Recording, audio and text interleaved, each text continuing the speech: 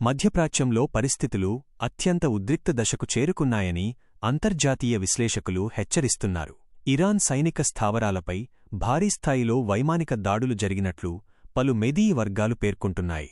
ముఖ్యంగా 1200 బాంబులు అనే సంఖ్య సోషల్ మీడియాలో విస్తృతంగా ప్రచారమవుతోంది.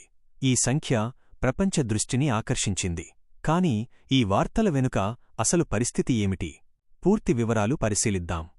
ఇటీవల ఇరాన్ సైనిక మౌలిక సదుపాయాలపై జరిగిన దాడులు, ప్రధానంగా క్షిపణి నిల్వ కేంద్రాలు, డ్రోన్ తయారీ యూనిట్లు, రాడార్ వ్యవస్థలు మరియు కమాండ్ కంట్రోల్ సెంటర్లను లక్ష్యంగా చేసుకున్నట్లు సమాచారం.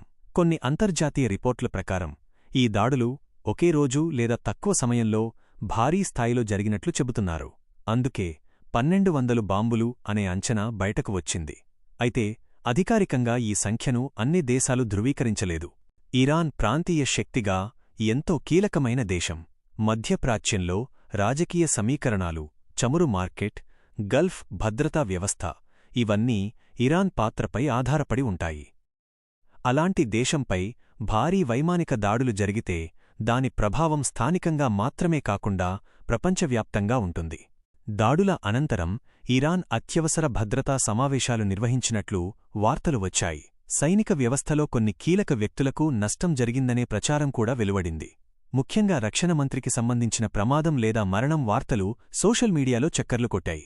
అయితే అధికారిక స్థాయిలో స్పష్టమైన నిర్ధారణ వెలువడే వరకు ఈ సమాచారం జాగ్రత్తగా చూడాల్సిన అవసరం ఉంది.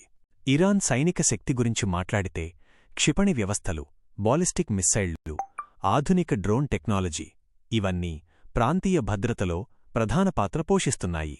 అందుకే ఇరాన్పై దాడులు జరిగితే ప్రత్యుత్తరం వచ్చే అవకాశమూ ఉంటుంది.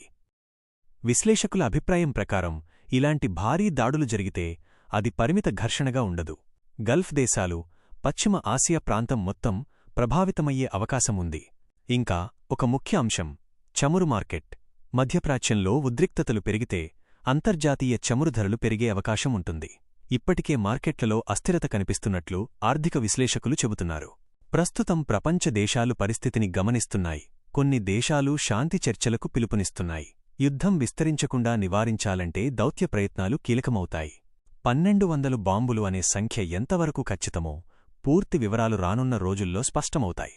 కాని ఒక విషయం మాత్రం ఖచ్చితం: మధ్యప్రాచ్యం మరోసారి ప్రపంచ రాజకీయాల్లో కేంద్రంగా మారింది. ఇరాన్పై జరిగిన ఈ భారీ దాడులు ప్రాంతీయ సమీకరణాలను మార్చే అవకాశం కలిగి ఉన్నాయి. ప్రస్తుతం పరిస్థితి సున్నితంగా ఉంది. తదుపరి పరిణామాలు ఎలా ఉంటాయో ప్రపంచం ఆసక్తిగా గమనిస్తోంది.